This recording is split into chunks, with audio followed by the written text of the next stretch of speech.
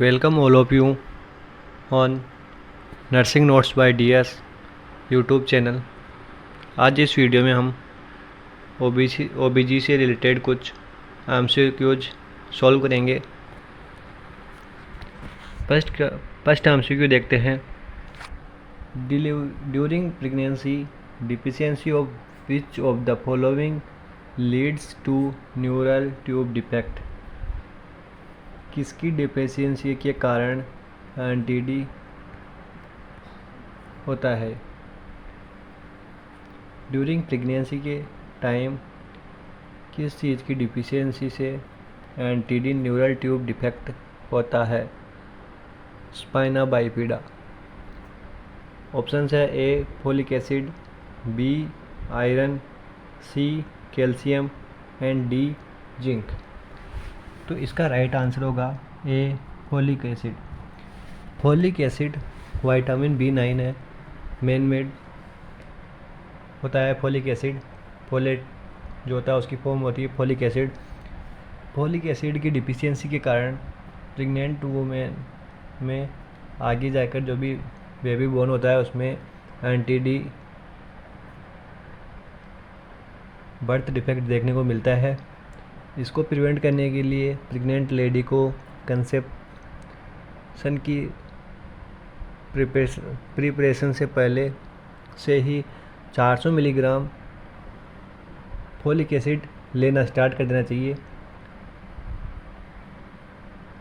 और बाद तक ड्यूरिंग प्रेगनेंसी लेना चाहिए, जिससे कि NTD को प्रिवेंट किया जा सके। तो इसका right answer A folic acid. Folic acid की डिफिशियंसी के कारण NTD होता है। नेक्स्ट क्वेश्चन देखते हैं। What is the name of first secretion from the mother's breast following delivery. Delivery के बाद जैसे ही बेबी बोर्न होता है तो फर्स्ट सिक्रेशन मदर के ब्रेस्ट से जो फर्स्ट सिक्रेशन होता है वो कौन सा होता है। Sequestrum, colostrum, lochia, leucorrhoea. जो लोकिया है वो ब्रेस्ट से सीक्रेट नहीं होता है। इसका राइट आंसर होगा B colostrum. Colostrum is the first milk which is secreted from the mother's breast. ये nutrient dense and high antibiotic antioxidant milk होता है जो फर्स्ट 3 डेज़ के लिए सीक्रेट होता है। ये बच्चे की इम्यूनिटी को बिल्ड करने में बहुत ही अच्छा होता है। तो इसका आंसर होगा बी कोलेस्ट्रॉल। नेक्स्ट क्वेश्चन देखते हैं। During which stage of labour the placenta is delivered. Labour की कौन सी स्टेज पे प्लेसेंटा डिलीवर होता है। स्टेज फर्स्ट में क्या होता है। स्टेज फर्स्ट में ऑनसेट ऑफ लेबर पेन से लेकर फुल डायलेशन तक का जो टाइम होता है वो स्टेज फर्स्ट में होता है। इसके बाद में बी ऑप्शन है stage second. Expulsion of fetus से लेकर बेबी के बाहर आने तक का जो भी पूरा प्रोसेस होता है वो स्टेज सेकेंड में होता है। और स्टेज फोर्थ में ऑब्जर्वेशन का काम होता है। जो सी है स्टेज थर्ड, उसमें एक्सपल्सन ऑफ प्लेसेंटा। ये बेबी बोर्न होने के बाद से लेकर प्लेसेंटा का एक्सपल्सन होने, प्लेसेंटा इन मेम्ब्रेन आफ्टर बर्थ बाहर निकलने तक का टाइम होता है स्टेज थर्ड। स्टेज थर्ड में ही प्लेसेंटा डिलीवर्ड होता है। ये प्राइमरी ग्रेविडा और मल्टी ग्रेविडा दोनों में 30 मिनट का टाइम लगता है स्टेज थर्ड में। तो इसका आंसर होगा C stage third placenta delivered होता है। नेक्स्ट क्वेश्चन देखते हैं। Which of the following condition is secret by pap smear. कौन सी ऐसी कंडीशन है जो पेप स्मीयर के द्वारा डिटेक्ट या स्क्रीनिंग की जाती है। Ovarian cancer, wrong answer. Endometrial is not answer. Cervical cancer और ब्रेस्ट कैंसर, तो इसका राइट आंसर होगा सी, सर्वाइकल कैंसर। सर्वाइकल कैंसर की स्क्रीनिंग पेप स्मीयर के थ्रू की जाती है। सर्वाइकल स्वेब लेकर उसको लैब में भेजा जाता है। वेजाइना की दोनों लेयर को सेपरेट करके स्पेक्यूलम से और बाद में स्टिक से, ब्रश से सर्वाइकल स्वेब लेकर उसको लैब में भेजा जाता है सर्वाइकल कैंसर की स्क्रीनिंग के लिए। तो पेप स्मीयर के द्वारा सर्वाइकल कैंसर को स्क्रीन किया जाता है या डिटेक्ट किया जाता है, डायग्नोस्ट किया जाता है। Next question is who was discovered partograph. Partograph किसने डिस्कवर किया? इसका आंसर जो स्क्रीन पर दिखाया गया है नीचे ही, doctor R.H. Phil Porter.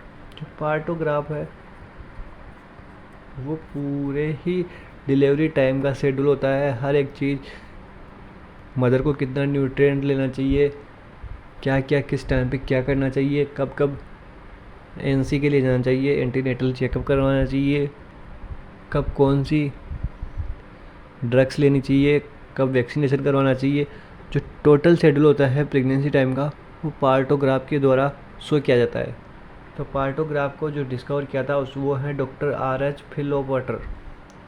R.H. Phil Porter, तो इसका राइट आंसर होगा A, doctor R.H. Phil Porter. Next question is which abdominal grip is used to assess the descent of the head in the pregnant women. कौन सा ऐसा abdominal grip है जो assess करता है descent of the head in pregnant women. Pregnant women ने descent of the head को assess करता है। First option is fundal grip. Fundal grip, B lateral grip, C Pawlik's, D pelvic. जो fundal जो ग्रिप होती है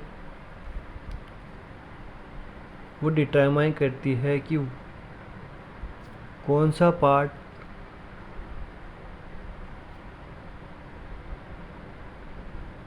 फीटस का funds में है। जो फंडल जो ग्रिप होती है वो डिटरमाइन करती है कि फीटस का कौन सा पार्ट फंडस के अंदर है। इसका मेन उद्देश्य गेस्टेशनल एज और फीटल लाइफ को डिटरमाइन करना होता है फंडल का।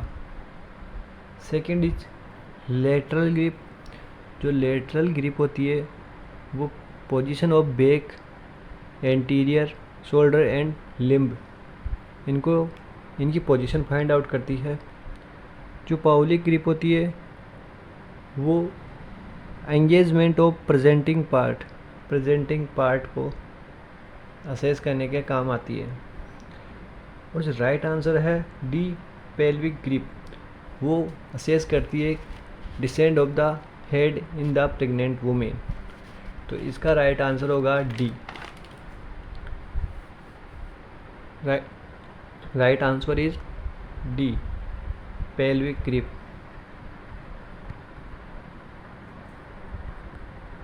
लियोपार्ड मैनवर, 4 लियोपार्ड मैनवर होते हैं ये, फंडल grip, lateral grip, folic grip और पेल्विक ग्रिप।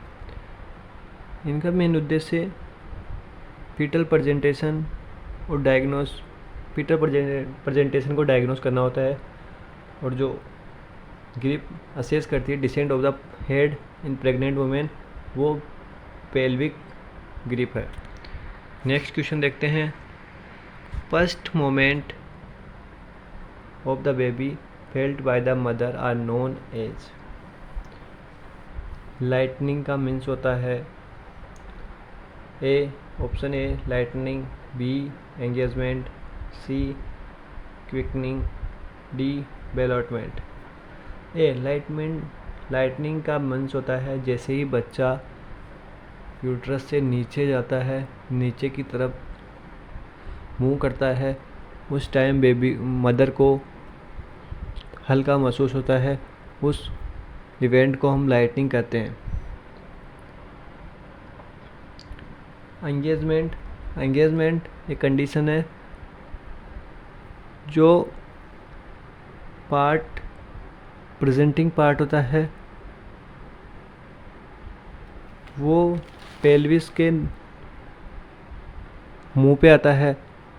कौन सा part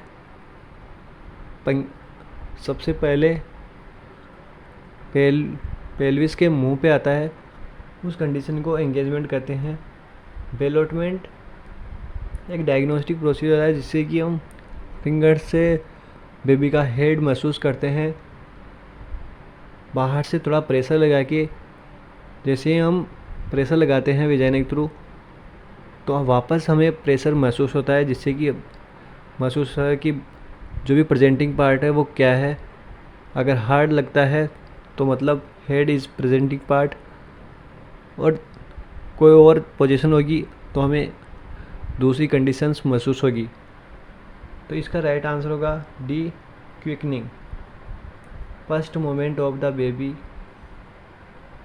is known as quickening. Right answer is C, quickening. Next question is why does the bed rest is essential in pre-eclampsia. Pre-eclampsia की condition में bed rest क्यों essential होता है। A, prevent eclampsia. B, mobilise tissue fluid circulation and decrease oedema. Prevent premature baby. It improve blood circulation and decrease oedema. तो इसका right answer होगा D.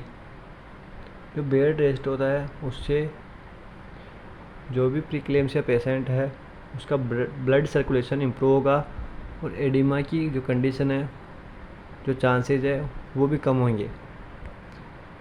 तो इसका राइट आंसर डी होगा। Next question is which time is the most difficult to control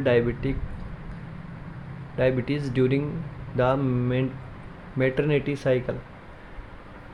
maternity cycle के time में कौन सी ऐसा टाइम है जब डायबिटीज़ को कंट्रोल करना सबसे ज़्यादा डिफ़िकल्ट होता है।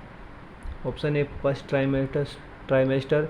Option B, last trimester. Option C, labour and delivery. Option D, puerperium. Puerperium भी आफ्टर बर्थ का टाइम है, जब बेबी डिलीवर हो जाता है उसके बाद का टाइम है। फर्स्ट एंड लास्ट ट्राइमेस्टर भी वो टाइम है जब हम कुछ एक्शन ले सकते हैं, लेकिन जो लेबर एंड डिलीवरी का टाइम है वो बहुत ही रिस्की टाइम होता है। उस टाइम हम ज़्यादा कुछ एक्स्ट्रा एफर्ट नहीं लगा सकते, और वो ऐसा टाइम होता है, सबसे डिफ़िकल्ट टाइम होता है जिस टाइम हम डायबिटीज़ को कंट्रोल करना बहुत ही डिफ़िकल्ट होता है इस टाइम में। तो इसका राइट आंसर होगा C, labour and delivery. Labour and delivery वो टाइम होता है जब डायबिटीज़ को कंट्रोल करना बहुत ही ज़्यादा डिफ़िकल्ट होता है। Next and last question is which one is the hazard of induction of labour with Pitocin. Pitocin क्या है। पिटोसिन ऑक्सीटोसिन का एक फॉर्म है जो कि कॉन्ट्रैक्शन ऑफ यूट्रस को कॉन्ट्रैक्ट कराने के काम आता है। इसके और भी कुछ और काम होते हैं, जैसे कि आफ्टर बर्थ जो यूट्रस अपनी नॉर्मल पोजीशन में नहीं आ पाता है तो उस टाइम ऑक्सीटोसिन के थ्रू कॉन्ट्रैक्ट करवा के, या फिर अबॉर्शन के टाइम में ऑक्सीटोसिन का यूज किया जाता है। तो इनमें से सबसे ज़्यादा हजार्डस कंडीशन कौन सी है। Induction of labour with Pitocin, IOL with Pitocin. अगर हम लेबर पिटोसिन के थ्रू स्टार्ट करवा रहे हैं तो इनमें से सबसे ज़्यादा खतरनाक कंडीशन कौन सी हो सकती है। ए, एलिवेशन ऑफ ब्लड प्रेशर। अगर ब्लड प्रेशर बढ़ भी जाएगा, वैसे भी वो कंडीशन लेबर की ऐसी होती है जहाँ थोड़ा बहुत ब्लड प्रेशर ऊपर नीचे चलता रहता है। इन्फेक्शन, ऐसा यहाँ ऐसी कोई चीज़ नहीं है जिससे इन्फेक्शन होगा। ऑक्सीटोसिन एक ड्रग है जिसका मेन यूज है कॉन्ट्रैक्शन ऑफ यूट्रस, यूट्रस को कॉन्ट्रैक्ट करवाना। तो इन्फेक्शन यहाँ कोई मतलब है नहीं। Rupture of uterus, early rupture of membrane, early of rupture of membrane हो जाएगी तो उससे भी कोई दिक्कत नहीं है। डिलीवरी का टाइम वैसे भी होता है, वो आ गया होता है, वैसे भी रप्चर आर्टिफिशियल बहुत टाइम आर्टिफिशियल रप्चर करना पड़ता है। तो सबसे ज़्यादा कंडीशन हजार्डस है वो है रप्चर ऑफ यूट्रस, क्योंकि जब ज़्यादा कॉन्ट्रैक्शन आएंगे और ज़्यादा यूट्रस पे ज़्यादा प्रेशर लगेगा तो कभी कभी क्या होता है कि यूट्रस रप्चर हो जाता है। और यूट्रस रप्चर होना बहुत ख़तरनाक हजार्डस कंडीशन होती है। इस कंडीशन में मदर की डेथ भी हो सकती है बहुत ज़्यादा। सबसे ज़्यादा हजार्डस कंडीशन इन चारों में से रप्चर ऑफ यूट्रस है। तो इसका right answer is C, rupture of uterus. Pitocin के द्वारा इंडक्शन ऑफ लेबर की सबसे हजार्डस जो कंडीशन है वो C, rupture of uterus. Thanks for watching video. अगर वीडियो अच्छी लगी हो तो लाइक करो, सब्सक्राइब करो। अगर और वीडियो आपको इसी प्रकार की कोई वीडियो चाहिए तो कमेंट बॉक्स में कमेंट करो। Thank you.